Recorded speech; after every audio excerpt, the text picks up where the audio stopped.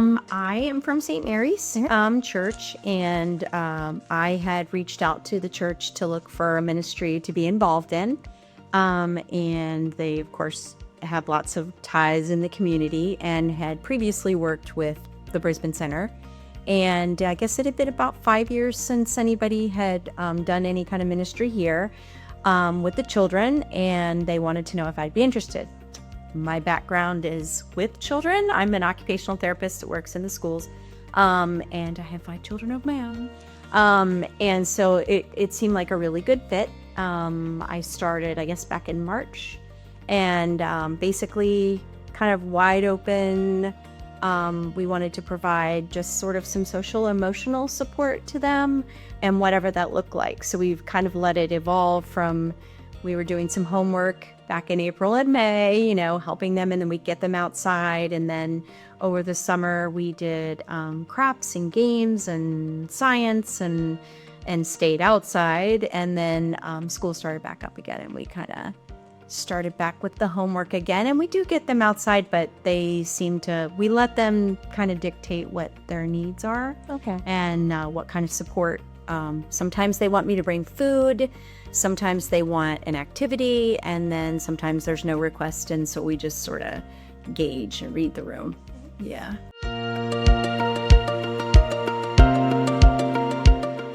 My name is Julie Allen. My name is Megan Danilux. My name's Jim McDonald. I was an elementary school teacher for 30 years. I recently retired from teaching kindergarten. I'm working part-time at a preschool right now with little guys on a substitute basis for a mom on maternity leave. I am an educator in Stafford County. I was a teacher of 28 years, and now I work at central office. I'm a retired Marine Corps officer of 20 years, and for the last 20 years I've been supporting the Marine Corps as a program manager for cybersecurity.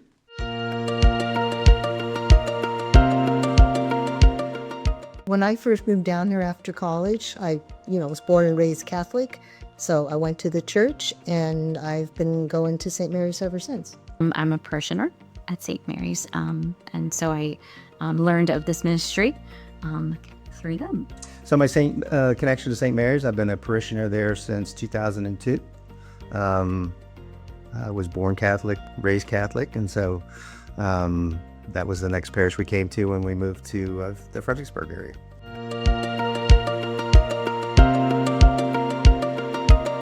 Well, the experience has been great, but after I retired, I miss working with kids, and this ministry came up, and I thought, well, certainly I can do that for an hour a week. So I just signed up and just started coming here.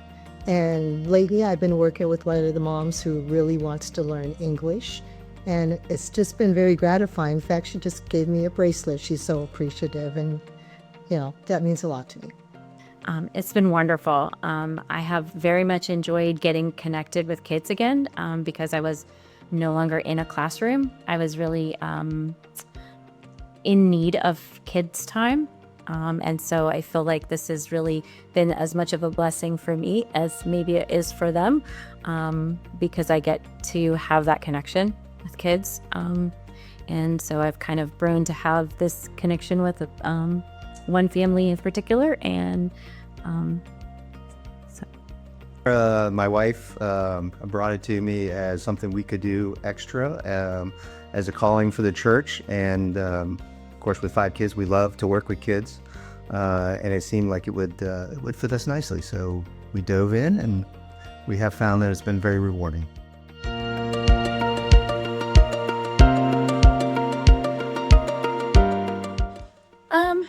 I think that the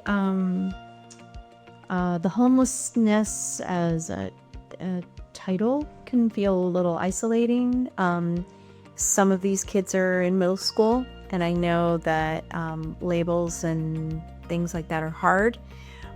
So we try to bring some sense of normalcy to them and give them the tools to empower them. Some of them their parents are working hard to get back on their feet.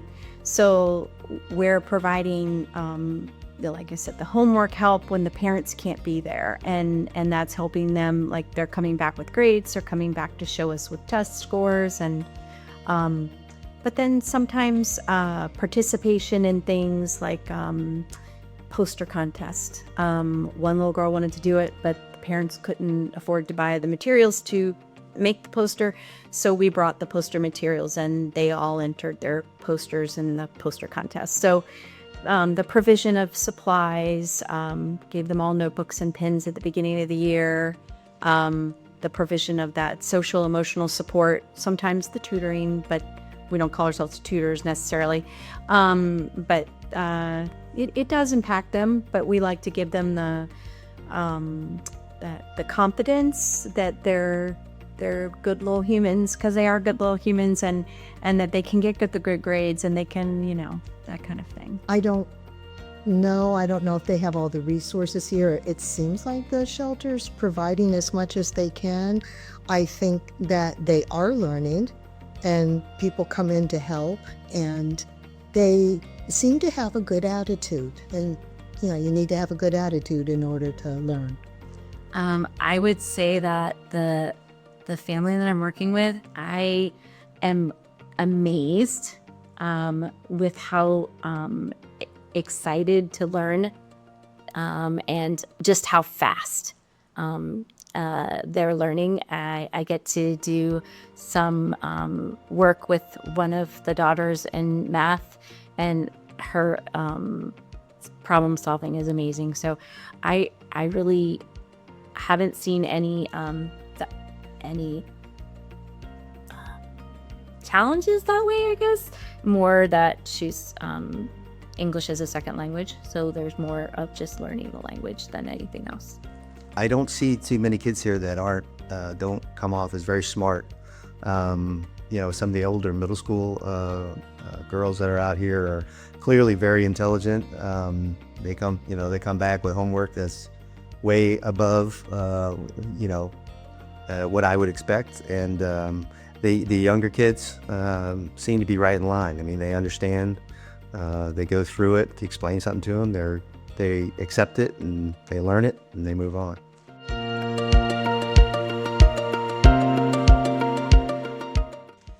That they're no different than you. Their situation's a little bit different. They may not have that switch that you have, or, the latest Aerie shirt or whatever it is, but they're no different. Acceptance, kindness, that's the kind of thing that we're perpetuating here.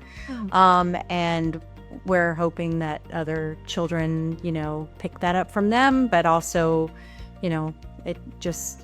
kindness. We need more kindness in the world, but acceptance and kindness. Yeah. I hope that kids would just be understanding, other kids would be understanding, and just be okay with, if they don't wear clothes or shoes or whatever that are the latest style, and to look at all friends, look at their heart, because these children have good hearts. They can't help their circumstances. Their families are doing the best they can, and just to have grace and understanding and kindness. Well, that it's not a problem. That it's not an issue that these kids should really have to worry about. So, being here just a little bit, try to give them a welcoming atmosphere. That just because they're homeless doesn't mean that everything stops. They're going to school. We try to make sure, obviously, the Brisben Center provides shelter, food. So there's other things that are extra where they get to have someone work at their homework or work with their homework and try to get them on a schedule. You come home from school, you get your homework done, and then we leave before dinner's served, but dinner's served quickly after us. And get them into that kind of a frame of mind, and that there are people out there that care about it.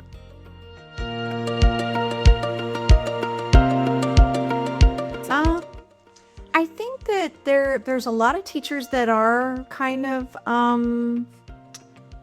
I think that they're trained to look for signs that a child might be struggling. I don't think that they need to put the homeless necessarily in a category, but it is a they have signs that they might be going through something, and being able to I'd like the teachers, which I think that's getting more out there. There's resources out there that they can reach out if they think a child is experiencing homelessness. The McKenna-Venti opportunities, we're all trained in it, and so I'm hoping that the teachers also just know your resources, know the signs, and give them that social emotional support. They just need to know that they're just another kid. It's just another experience. I mean, it's hard, but it's, I don't want it to define them. I don't want it to define them. Well, the same thing, but also that grace and understanding that if a child doesn't do the homework, can't do the homework, that maybe doesn't have the resources, or maybe the family's working, they're not there available to help them, and maybe modify the homework or modify the work so that it is something that they can do on their own and feel successful. Speaking as a prior teacher, that it would be, hugely, it would be so important to know, just in terms of like materials that you have at home, and, any kind of activity that you're sending home for homework, and all of those things, but really just that stability in the class. And it is very clear that, that those girls have educators in their life that believe in them. And I would want any educator to know that's not lost on them. They know it. They love their teachers. And sometimes as an educator, you don't necessarily know that from the kid, but I would want them to know that they're loved. I would hope that it's something that the teacher knows, and that they kind of take that into consideration. Maybe spend a few extra minutes with them. I know that's probably difficult from a teacher's perspective, across the board, but sometimes, maybe in some situations, kids don't have someplace that when they go home, someone's encouraging them to do the homework as something that's important. So if they knew that we were encouraging them, so the first thing I ask is, where's your homework? Kind of tease them if they say, oh, I don't have any homework. I said, well, I don't know. I better have to call your teacher and see if they really have any homework. But yeah, it's important, schoolwork, and, it's important as you move through life. So, we try to emphasize that here.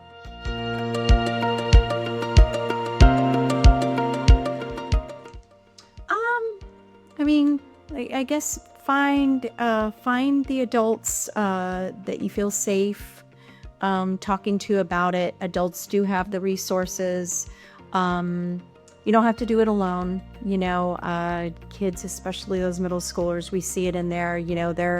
These middle schoolers I'm seeing here are more talkative about their problems than some of the ones that I work with on the day-to-day.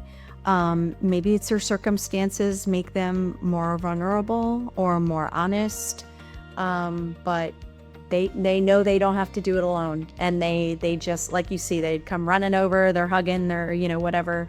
They don't need to do it alone. It's a hard thing. It's a real thing, but there's lots of adults that are safe and can guide you in places that can help you. Just to try to stay positive, that you are being taken care of here. It won't be forever, and just do your best to help your family, and don't be afraid. Be positive, and it will be okay eventually. I would say find one of those educators, right? Find somebody that you can connect with and that you have that connection with, because that I found that with these girls, they really just want somebody to listen and be part of their experience. For a student experiencing homelessness, that if you're in an environment here, like the Brisben Center, obviously people that care, when we come in, we really do care about your homework. And, if you want to talk to us about something or ask us questions or things of that nature, we're open to all of that stuff. It's very inviting, should be a comfortable scene here, and that there are people in this world that do care that you're homeless and want to help you get out of that, your parents and you get out of that situation so that you have a more steady home-filled life, so you can be successful as you move on.